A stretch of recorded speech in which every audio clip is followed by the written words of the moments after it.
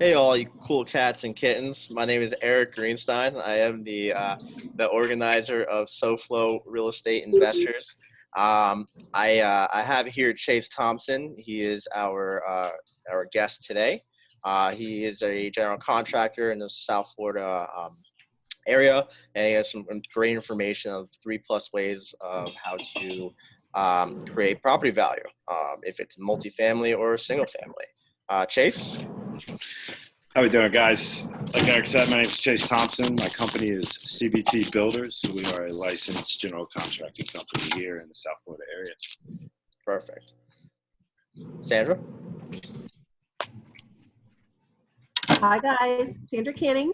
I am a realtor and a budding investor getting ready to buy my first investment property, hopefully a duplex or triplex, and interested in joining a group of investors so we can learn and grow together, share what's working, what's not working, and looking forward to watching this group grow. Perfect. Yes, Dale, are you with us? Yeah, I'm still here. Okay, could you just briefly introduce yourself and what you do and company you work for? Sure. So my name is Yana Avila. I'm a pharmacist by day. Well, I'm a pharmacist at Publix actually. And I'm interested in real estate investing. I want to get into wholesaling, so I'm just trying to educate myself as much as I can right now. Mm-hmm. Still working full time and just getting my feet wet, trying to network with others, like I said before. Yeah, that's about it. All right, perfect.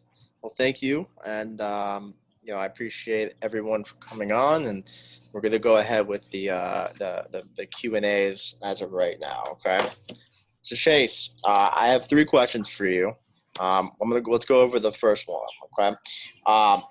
Where can you add value to a single family or a multifamily home?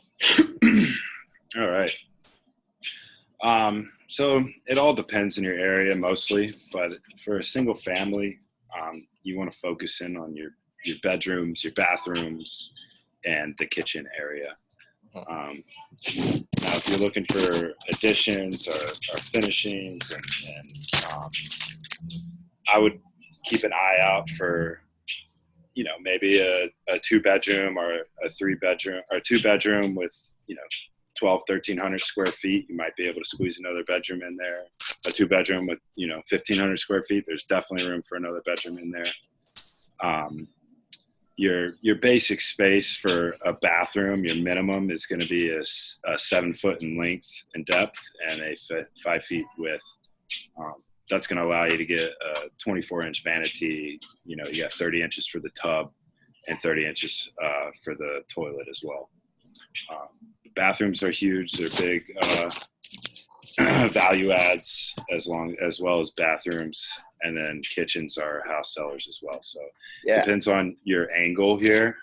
If you're looking to buy and hold, or do you want to fix and flip, or are you wholesaling? What your angle is where you want to focus in on. And that's definitely an area in single family where you can provide a lot of value to a home, is adding on a bath or bed, remodeling the kitchen, new appliances, new finishings. You really don't need to go into major detail when you get into the finishings. Your $30-$40 faucet from Home Depot is just fine. Nobody's going to really notice the difference between that and the 170 Colbert that you bought online and the custom made and all that other good stuff. So same goes with the vanity and everything else. You want to just keep it clean, keep it simple. A lot of people aren't going to notice the very little details when they're coming into the house. Mm-hmm. Yeah, especially if you have like a rental property, right? Like you definitely want it to be not necessarily the lowest, but want it to be a lot of that stuff, the fixtures and stuff, you're gonna be replacing at a faster rate than you would if you were living in it yourself, just from the wear and tear and everything else. And so even then, I put it in my own home. I don't do anything crazy. Maybe with the kitchen sink, I'll go with a nice pull-out Nice faucet. cooler. Yeah, exactly. But other than that, keep it simple, keep it clean, keep it sharp, and you know, that's your value add right there for sure. Nice. Nice. I was actually looking, like the Fort Lauderdale property just for like, just for a little research, and I saw there was a 2-2 and a 3-3, and the price difference was 75 grand. I mean, if you Yeah, had so definitely get with your local realtor. Sandra could help out. I'm sure you want to compare, contrast, know what a bedroom's worth in your area, know what a bathroom's worth, know what the comps are. A house with an extra bathroom selling for $15,000 more in my area. So you want to know these things because when it comes to building it out, if it's only going to cost you $3,000 to add a wall and then a closet in there, and then and it's going to give you a $15,000 value add, and it's worth it absolutely. Yeah. When you start getting into additions and other things, it definitely you want to know your area for sure. Correct. It's all obviously 75 sounds high, my dear. I'd really need to know what area we're talking about. Victoria Park area.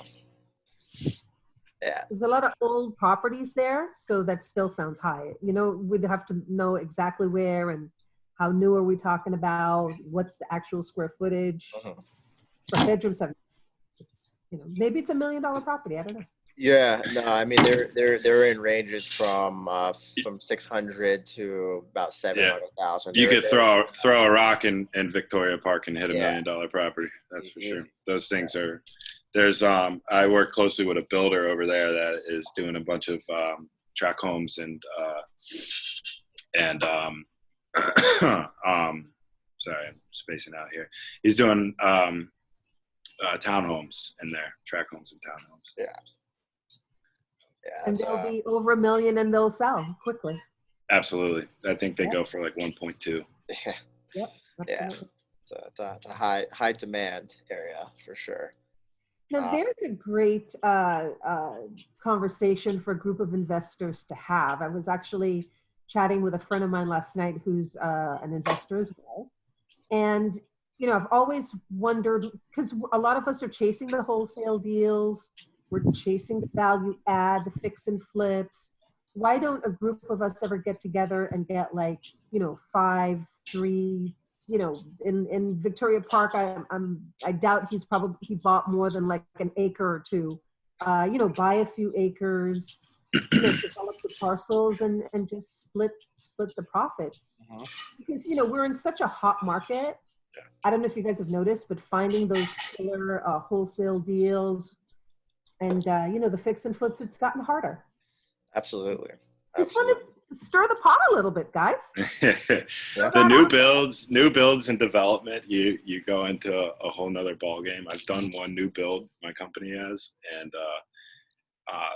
they're not, it's not easy, but they can pay off. You have to, it's a different, it's a whole different area in which a field of expertise. It helps if you have somebody who's, a named developer in the area and knows what they're doing, knows the land, knows the permitting process and the zoning and everything that falls into that. But you're right, Sandra. It's definitely harder and harder to find deals down here, as far as the wholesale deals and the marketing, the money, the amount of money that you're probably putting out, and whichever area of marketing you're doing to obtain these wholesale deals, they have to be getting slimmer and slimmer margins on them. For sure. Listen, guys, I worked for Pulte. I don't know if you know who Pulte Homes is. Third largest builder in the country. Absolutely. I sold 38 homes for them in my first year on the floor, and our average profit per home was $100,000 minimum. So, luckily for a small group, the big guys will not touch 3 acres or 5 acres. Maybe a Lennar. Lennar will buy those tiny parcels and develop them. But if you are agile, I have another friend of mine. He has gotten into the shipping container scene. It's huge. A lot I'm trying to actually get into that. There. So. A lot of good margins on prefab and modular. So I don't want to take us completely off topic because I love this stuff. No, I love this. Like smart value adds. So maybe Eric, maybe we can have that conversation on a separate call, coming Yeah. up. sometime Yeah, on- absolutely. I would love that. Okay, Yep. so I'm going to shut up now. No, very interesting stuff, Sandra. Absolutely. Absolutely. You hit a lot of key words there because the containers are on my mind. Trust me. We were speaking about that the other day, right? Yeah, we were. Mhm. Cause actually right now I'm looking for a duplex in Fort Lauderdale, and there was this area that I really love, and the property was a little more than a quarter of an acre, and it was zoned for 10 plus. Um, and it's obviously only 2 units. But I was just thinking, you throw a shipping container on there, you fab it up, and make it into a 1-1. Like there you go, there's another unit. So I mean, there's a lot of creativity, especially with larger properties that you can find that are obviously zoned, for that application. Um, but we're gonna move on to the next question. Chase, can you go over a few of your projects that you've done to help your client increase property value, and also just one failed, just to kind of obviously give us a rundown of that and how you learned. Oh yeah. So we'll start with the failure first. So basically, we had. Let me see. Trying to think of the best one here.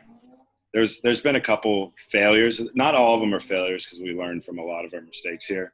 But early out in my career, and I've been doing construction with my father's a GC, so I've been doing it with him, 14 plus years. And then when I started my company 2 years ago, we've had a couple ups and downs, but probably the one that I learned the most from was a dormer job in Pembroke Pines. And it's a pretty detailed job. We had specs on the plans and everything. And for you guys that don't know, a dormer is basically just an entrance way over your doorway. So it's a covered entrance. And what a mess that was, starting with the homeowners and getting into the details where a lot of things were missed on my part in the plans, as far as knowing that, the trusses, they can't be they have to be prefabbed. You can't fabricate them yourselves, and the permitting process and everything else that we were going into, really sank that one. Luckily, we didn't get in too deep, but I ended up, me and the homeowner, we ended up leaving on good terms. Unfortunately, we weren't able to complete the project.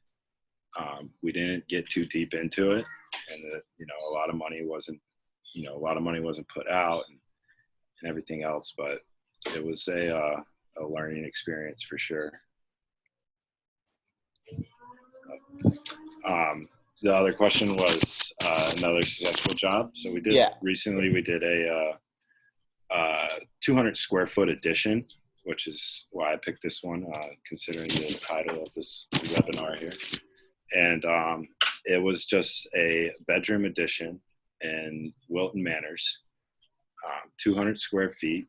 It was an add-on. We built it out at about 100. It came out to be about $103 a square foot, and full finished bedroom, walk-in closet.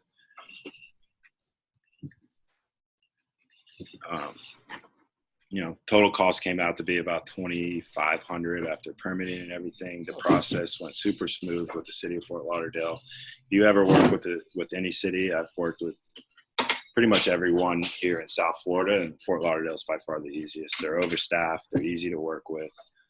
Building codes and everything else. As long as you're not in a historical district, and there it gets a little bit trickier even then. But even then, it's real easy to work with. A lot of these cities and municipalities they make it extremely difficult for you to proceed with construction. And even as a homeowner, what you do and what you don't do, is this allowed? Is it not allowed? Do I need a permit? It's just, it's muddy water. Gotcha. You got to find the right people to navigate it through. No, Go ahead. that's great. So kind of going on that to that same um, subject with your projects and added value. Could you kind of just give us like an average cost it would be to add like a 1-1 to it's like a 1,500 square feet single family house? Right now, for an addition, I'll do it a lot of times. It's easiest to go by square footage. Mhm. I would say you're looking at about $150 a square foot for an addition. Now it varies depending, is there an existing slab that you're building on to? A lot of things go into consideration there. But just for a cut and dry new construction of an addition, you're looking at about I'd say close to 150 a square foot. Okay. That's great. It's great to know and to kind of educate that to our audience, just to kind of give them like a ballpark price of what you can do if you have like I have like a 2-1, and I can easily convert the garage, and I have a huge laundry room for some reason. Can easily convert the garage into a master, and and just convert the laundry room into a bathroom, and then have the bathroom or have the laundry room obviously like on the side, and just build that. I mean, it's like pre-existing structure is a lot easier, right? You would say. Absolutely. The Yeah. garage conversions are so rampant down here. You'll see them everywhere, especially in out west a little bit. I'm out here in Plantation, and you got like 1 out of 5 houses probably has a garage conversion. And you would never know. A lot of times they'll leave the garage door there, drywall the inside of the door, and then frame it all out from the inside and just put a bedroom in there. But it's funny, especially when I was looking at properties out here before we found this one. I mean, it was like every other one was like a weird, oddly shaped add-on in the garage. Like, Yeah, I know what you're talking about. yeah, like it's fun. So construction's funny, man. I grew up in Atlanta, and the building up there is very different than down here, as well as other states too. The codes are different. Everything changes from location to location. So it's fun to see the way that other things are built in other places. Okay. Perfect. Well, those were 3 questions. We actually have only about 4 more minutes. We're going to open up to the floor here. If anyone has any questions in the group, Chase is willing to answer. So who wants to start? Go ahead.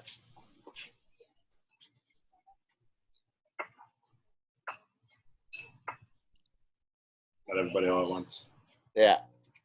Does anyone have any questions for Chase? Any general? I'm curious, as a GC, word on the street, like what are you and your colleagues seeing as far as how COVID has affected business?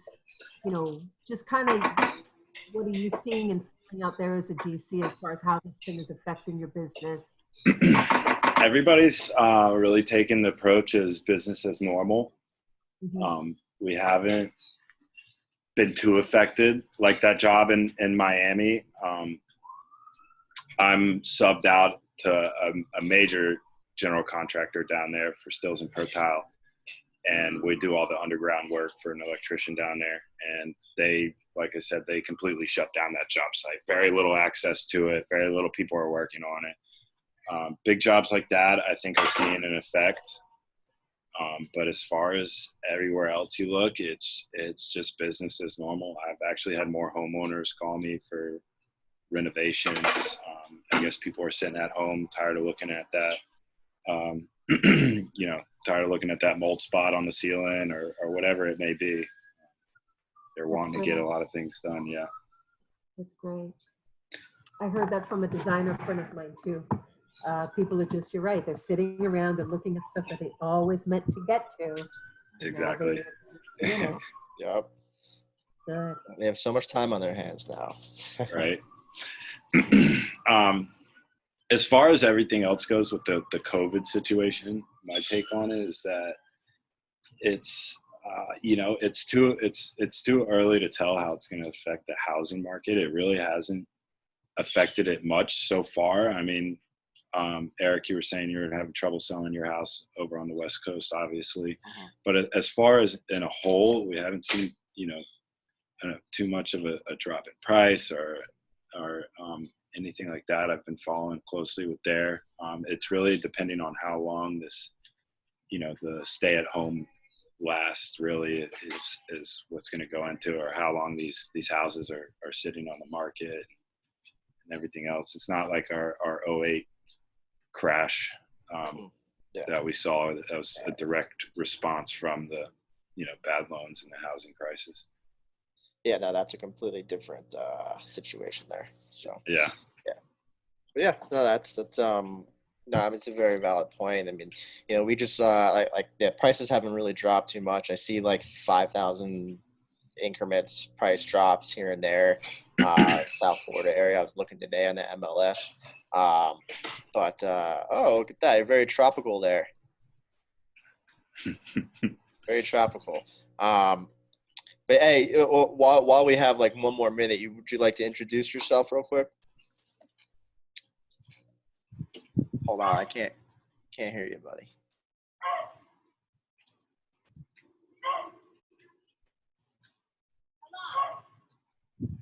Okay, it's totally fine. So what we're gonna do is I actually appreciate everyone that came today to the end of the recording in a few moments.